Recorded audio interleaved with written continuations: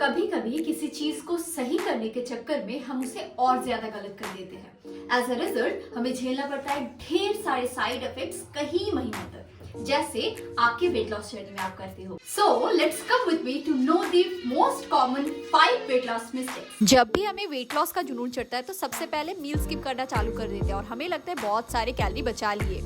फिर जब जोरों की भूख लगती है तो भागते भागते कुछ भी उठा के ढेर सारा खा लेते हैं एक साथ। जब आप अपना मील स्किप कर देते हो और उसके बाद जो जोरों की भूख लगती है तब अपने आसपास जो भी मिलता है वो भूखड़ की तरह पूरा खा जाते हो, जिससे जितना कैलोरी आप बचा लिए एक मील को नहीं खाने पे, उससे भी डबल कैलोरी आप इंटेक कर लिए। तो फायदा क्या हुआ? इसे कहते हैं सर्वाइवल ईटिंग। इससे बेहतर आप डिसिप्लिन से खाओ, बारी बारी से खाओ, अपने डाइट प्लान को फॉलो करो। इससे आपको अननेसेसरी भूख भी नहीं लगेगी और आपका डाइजेशन एक डिसिप्लिन में होता जाएगा। पता नहीं ये कल्चर कहाँ से आ गया, वेट लॉस करना है तो मील्स को रिप्लेस कर दो फ्रूट जूसेस से। अरे बाबा, आपको सबसे पहले जानना है कि फ्रूट एंड वेजिटेबल्स का काम क्या है।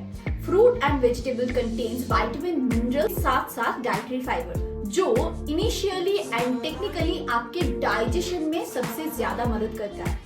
एवं साथ साथ ये आपके immunity boosting, skin, hair texture and other जो फंक्शंस है बॉडी के, उसमें मदद करता है। उसी फ्रूट को जब आप अपने मील के साथ स्किप कर देते हो, ये एक रॉन्ग हैबिट है।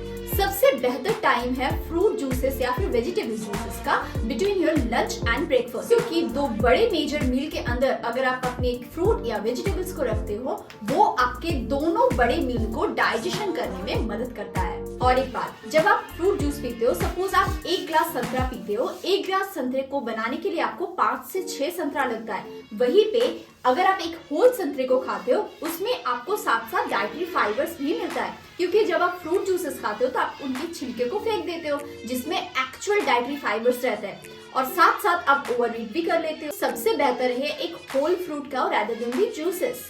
Stress eating. Weight loss journey में इंसान इतना ज्यादा कॉन्शियस हो जाते हैं कि वो भूल ही जाते हैं कि वो भी एक इंसान है, उन्हें भी अपने टेस्ट बड्स को सेटिस्फाई करना जरूरी है। जब भी हमें कुछ अच्छा खाने का मन होता है, वो उस टाइम हम नहीं खाते।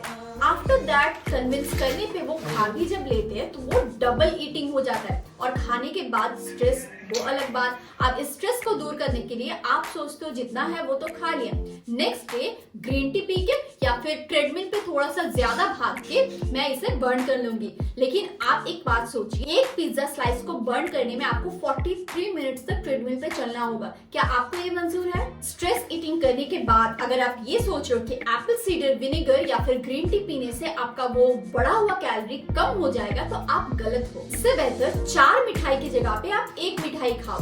मतलब पोर्शन साइज कंट्रोल करो, न कि अपने टेस्ट बड्स को। सबसे बड़ी मिस्टेक, कार्ब्स कट कर देना। रोटी को छोड़ के ब्रेड ले लो, या फिर रात को कार्ब्स ही ना खाओ। जब आप अपने डाइट पे कार्ब्स को एलिमिनेट करते हो तो आप अपने डाइट की सबसे बड़ी मैक्रोन्यूट्रिएंट को एलिमिनेट करते हो। आप ये भूल जाते हो कि आपकी बॉडी में कार्ब्स की भी नीड है।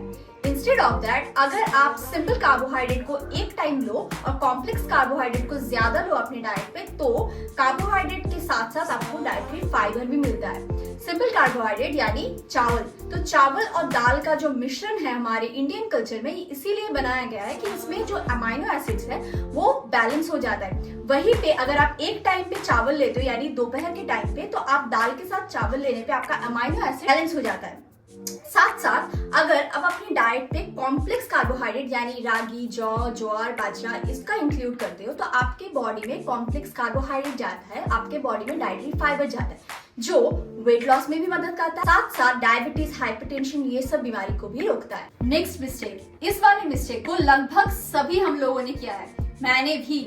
क्या करते हैं, जब भी वेट लॉस का जुनून चढ़ता है तो एक्साइटमेंट में हम लोग जिम ज्वाइन कर लेते हैं हजारों रुपया देके। अब जिम जाने के टाइम पे हम लोग जिम जाके क्या करते हैं, सेल्फी लेते हैं या फिर ट्रेडमिल पे भागते हैं। जिम जाने से पहले आपको समझना भी तो चाहिए कि आपको जिम में करना क्या है। इससे बेहतर है घर में आप 1 महीने तक स्ट्रेंथ ट्रेनिंग कर लो, फिर जाके जिम ज्वाइन करो। हमारा बॉडी जो काम करता है वो 70-30 रेशियो में काम करता है। 70% हमारे dietary habits and rest 30% is the exercise. जब इस रेस्ट 30% को आप अच्छे से समझ लोगे तो कभी भी जिम जाने से ना नहीं करोगे। तो आप सब में से कितने लोगों ने ये सब मिस्टेक्स को किया है अपने वेट लॉस जर्नी में, मुझे बताओ। जो लोग प्लान कर रहे हैं वेट लॉस करने के लिए, वो ये सब मिस्टेक्स ना दोहराए। Thank you so much for watching me. Take care, नमस्ते।